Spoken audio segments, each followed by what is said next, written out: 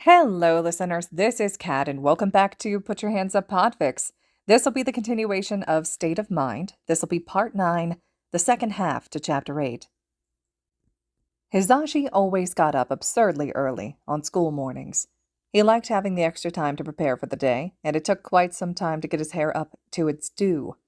This time, though, when his inner alarm clock woke him at its normal time, he found Wink on his chest, tapping him rapidly on the nose like she had done that first time with Izuku. Hizashi looked up at her in confusion, and she meowed loudly. Hizashi made a face, glancing at his husband, who slumbered on unbothered. He looked back to the cat. "All right, I'm coming. Do you need food?" he asked in a whisper. As soon as he stepped off the bed, she darted to the doorway, looking back at him as if to tell him to hurry up. He was worried now, so he followed her, his concern waking him up the rest of the way. What he saw when he moved into the living room had him freezing, eyes wide. Izuku lay on the couch, but he did not look happy. The boy was shaking, small bits of green lightning trailing across his skin, lighting up the dark room, and Hizashi only just caught the smell of ozone. He wasn't making any noise except for light, almost inaudible moans. Hizashi considered going back for show so that the man could erase the boy's quirk, but quickly dismissed that thought. The man needed to sleep, and Hizashi was sure he could take care of it. He walked towards the couch, crouching down in front of the trembling boy. Wink sat by his feet and meowed. Hizashi hesitantly reached out, laying his hand on the boy's arm, expecting it to be hot, but it wasn't. Only a comfortingly warm temperature. "Midoriya," he whispered. Nothing. "Izuku," he murmured, this time a bit louder. The boy shot up, swinging an arm out. Hizashi yelped, flinging his arm up to shield his face from Midoriya's quirk-powered throw, thanking years of hero training and experience. Midoriya's arm collided with Hizashi's, and he grunted at the force of it. That would leave a bruise. This boy was strong. Izuku pulled his arm to his chest as it heaved. Tears were dripping from his eyes, and his quirk was still activated. He should have gotten show, but it was too late now. "Midoriya," he began, searching the boy's wild, terrified eyes for cognizance. "You're with me and Shota. You're safe. You're okay." Awareness slowly returned to the boy's face, and his quirk dropped away. He looked at Hizashi, who smiled at him. "There you are." Midoriya's eyes suddenly widened. Oh, fuck. He was looking at where Hizashi was cradling his arm. "I hit you." No. Hizashi shook his head rapidly. "It's not bad at all. Barely a tap. It's perfectly fine, see?" He gesticulated wildly, ignoring the twinge of pain. Midoriya looked at him doubtfully for a moment, but eventually nodded, and relaxed into the couch with a deep breath, rubbing his eyes. "Do you want to talk about it?" Hizashi asked, still crouched in front of him. "No," he answered vehemently, not looking at the voice hero. Hizashi frowned. "Maybe you shouldn't come to school today." Midoriya looked up at that, eyes wide and desperate. "No, I need to." Hizashi noted the use of the word need, but acquiesced. "All right. Well, you still have a bit before we need to leave, so you can get some more sleep if you want." Izuku nodded and laid back down. He didn't sleep, though, instead petting Wink's satin fur when she jumped back on him.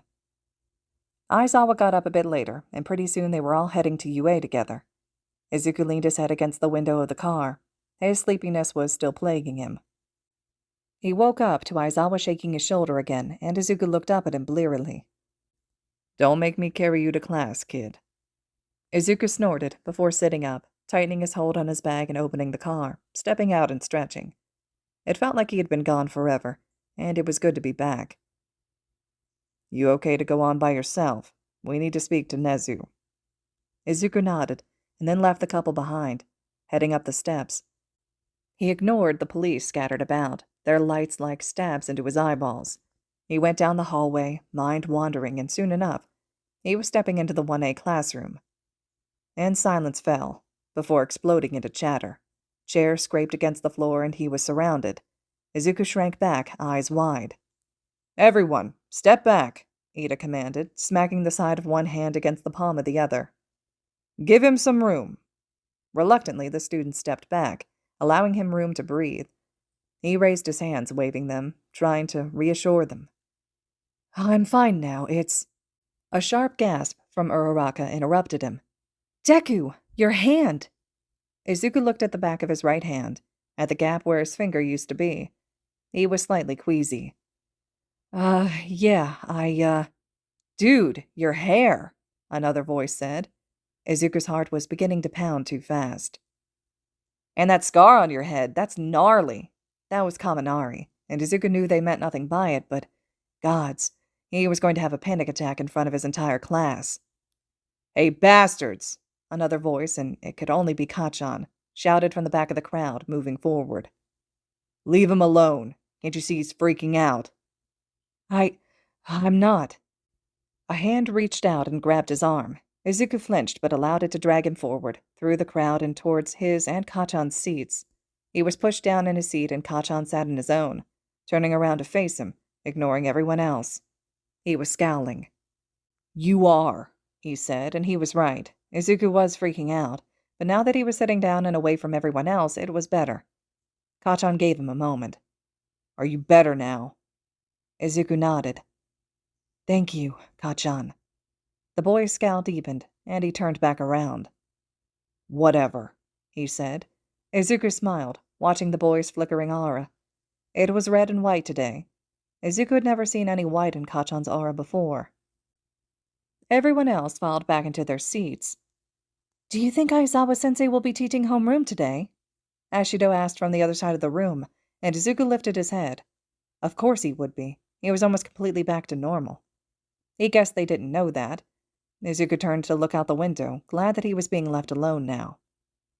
It wasn't much longer that the man himself came trudging through the room, and Izuku directed his attention to the front, as Aizawa stepped behind the podium. The UA Sports Festival is drawing near, he began, and Izuku tensed. He hadn't known his teacher would be leading off with it when he had mentioned it to him. It felt so sudden. The class yelled in excitement, and Izuku flinched. They were so excited, though. That was good. The excitement quickly died down, though, as Kaminari slapped Kirishima to get him to stop yelling. Wait, he said. Izuku hadn't expected that he would be the one to bring up the attack and lower the mood of the class. Is it okay to have a sports festival so soon after the villain snuck inside? Jiro asked. What if they attack us again or something? Ojiro added. Aizawa's eyes shifted over to Izuku, then back to the rest of the class. Having the sports festival is showing that our crisis management system is solid as a rock. Security will be strengthened to 5 times that of previous years. His tired red eyes looked at each one of them. Above all, the UA Sports Festival is a huge chance. It's not an event to just be canceled because of villains. Our sports festival is one of Japan's biggest events. He went on to describe their comparison to the Olympics. He explained about the top heroes that would be watching and about internships with heroes. He ended with, if you expect to go pro, then the path to your future will open up at this event. No aspiring heroes can afford to miss this event. Izuku felt a couple of looks directed towards him at that last part, and he bristled. They were crazy if they thought he was going to miss the sports festival just because of some brain surgery. Homeroom was dismissed after that, and pretty soon it was lunchtime. Izuku was relieved to see that most of the class was distracted by the looming event of the sports festival, and they were leaving him alone. Eventually, Izuku excused himself to head to the cafeteria. He was developing a headache from the excited auras in the room. Ida, Todoroki, Uraraka, and Kirishima were quick to notice him leaving and followed. Do you mind if we eat with you, Deku? Uraraka asked, coming up on his right. Izuku smiled at her. I don't mind. I love your hair, dude. It's so manly, Kirishima yelled from Uraraka's other side, leaning forward to look at him. Warmth bloomed in Izuku's chest. They were trying so hard not to make him feel uncomfortable or awkward. He really appreciated it. It does look nice, Midoriya. Todoroki's voice sounded on his left, and blood raised in his cheeks at that. Thank you, guys. He swept a hand through his hair. I was really Izuku was interrupted by the sound of loud laughter, and then Yagi, in his muscle form, was powering down the hallway, stopping in front of the group of students, pointing at Izuku. Young Midoriya is here, he exclaimed, probably using his last name so as not to alert the others, as to how close they were, but he could see yellow growing in Todoroki's aura, so he thought maybe it wasn't as effective as he thought. "Lunch," he added before holding up a bento that looked minuscule in his massive hands. "Wanna eat together?" Izuku blinked at that before looking back at the group apologetically. "I'll see you guys later." He waved at them, and he noticed all their eyes following the movement of his right hand. He sighed before turning and following All Might. He supposed they just needed to get used to it. He certainly hadn't yet. He didn't blame them for looking. He followed his mentor to the lounge where he immediately deflated as soon as Izuku shut the door. They sat down across from each other, sipping tea. "How are you feeling, my boy?" Yagi asked him. "Better," Izuku said. "My headaches get pretty bad, and I get dizzy a lot, and I'm still getting used to having one less finger, but it's not too bad. My middle finger can actually do pretty much all the work that my index finger could do. Isn't that crazy?" Yagi gave him a weird look over the lip of his cup. Yes, young Izuku, crazy indeed." He took a drink before continuing. "What about mentally? How are you doing in that regard?" Yagi asked, noting how the boy tensed at that and looked down into his tea. "I don't know." His answer was soft now. "I don't think it's worse than it was before the incident, just—" "The same fire, just fueled differently," Yagi supplied, and Izuku lifted his head. "Yes, that exactly," he said, and Yagi nodded. He knew what that was like, at the very least. "Well, if you ever need anything, please let me know." Izuku nodded. "Are you still going to be staying with Aizawa and Yamada?" Izuku chewed the inside of his cheek. "I'm not actually sure. I'll probably just go home." He actually looked sad at that, and Yagi frowned. "You don't want to, do you?" Yagi questioned gently. "It's okay." And that was not an answer. "I don't want to be a bother. I have a lot to deal with." "I'm sure you're not that much, young Izuku," Yagi began. "I hit Mike this morning," Izuku interrupted, and Yagi almost did a spit take, looking at the boy incredulously. Izuku sighed.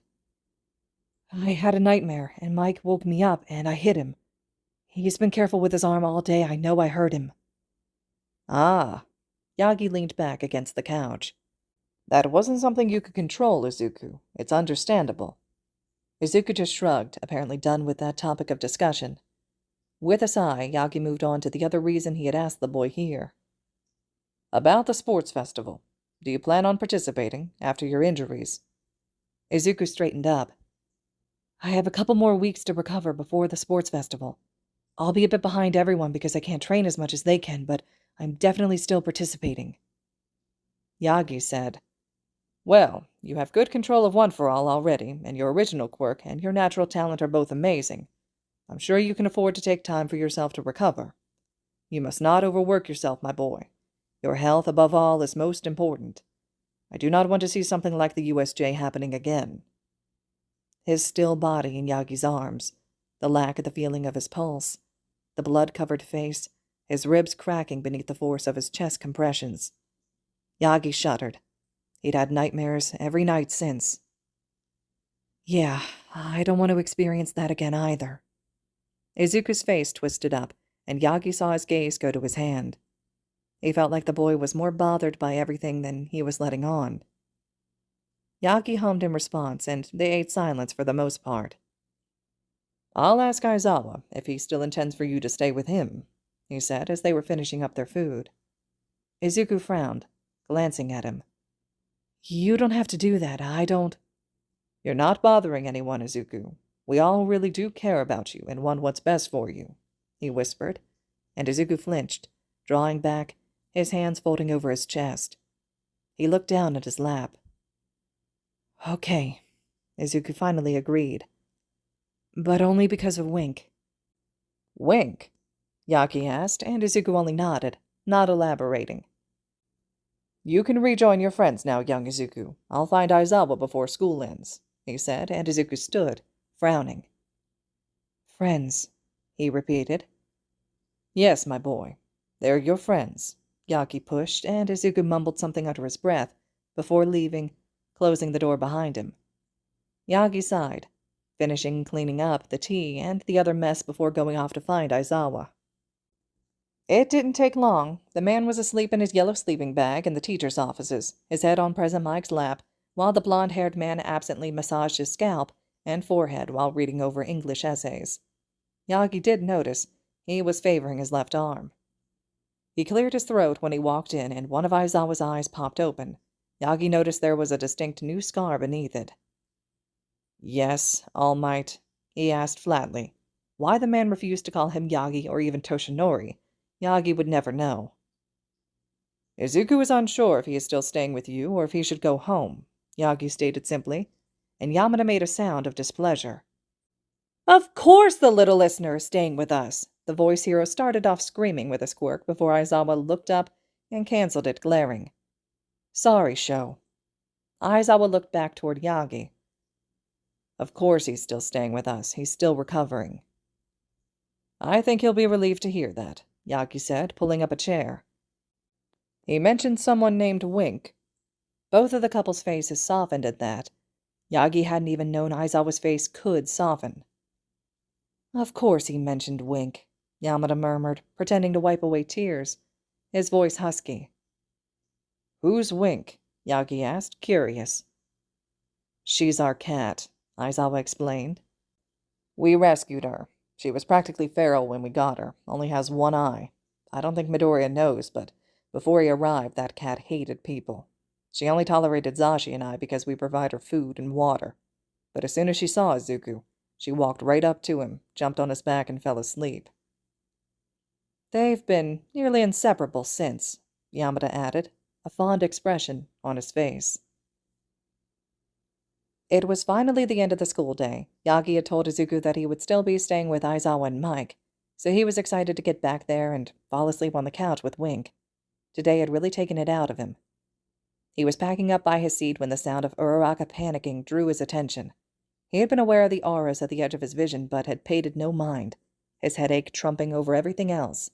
He really wanted to just get back to that couch and to Wink. So he was quite irritated to see that the other classes were blocking the exit with their bodies. Ida stepped up with a declaration, and then Bakugo neutrally explained that they were scouting 1A out because of the villain attack. He then proceeded to insult them. Izuku sighed from his seat, pulling his bag across his shoulders. Did no one understand that he just wanted to sleep? By the time he made it to the front of the class, another guy was talking, purple hair sticking up in every direction, his eyes looking down at Bakugo. Those eyes almost looked as tired as Izuku's felt. Was he talking about the sports festival? That's why he was so intense, because he wanted into a hero class. He came with a declaration of war for the sports festival. Whatever. Izuku stepped forward with the intention to shove past him and go find either Mike or Aizawa so that they could leave. He froze in place when another kid pushed through the throng of people yelling, "Hey! Hey!" He looked excitable, with short, pointy white hair and interesting big eyes. "I'm from Class B next door. I heard you fought against villains, so I came to hear about it. Don't get so full of yourself." Izuku visibly stiffened. Full of themselves. Full of ourselves. It came out of Izuku with no warning, low and dangerous sounding. He could practically feel his own aura turning black, and he didn't care. His anger was growing within him, fueling his fire. He walked forward smoothly, eyes narrowed. His left hand shot forward, yanking the boy into the room, and then roughly slamming him against the wall. One for all already tugging at his senses, struggling to help him, his fight-or-flight instincts kicking in with fight, strongly winning. There were several gasps when people caught sight of the incision on his head. "We were attacked," he snarled, his face close to the other boy's, who was watching him with shocked, wide eyes. No one expected one of the shortest and smallest guys in the class to be so strong and rage-filled. "We watched our teacher almost die. A villain literally disintegrated my finger." Izuku held up his right hand, and the boy flinched. "You weren't there. We had to fight just to stay alive. I did die. I died in All Might's arms. My heart stopped for over 5 minutes, and I woke up after brain surgery, and you're telling us not to be full of ourselves." Izuku was so mad. He had dealt with people like this his entire life, people that looked down at him because they thought they knew everything there was to know about him. He had wasted so much time trying to appease people like this kid. but he was done with that. Izuku wasn't standing down anymore. A hand gently wrapped around Izuku's wrist, but he wasn't done. He pushed the boy even harder against the wall. This time green lightning sparked across his body.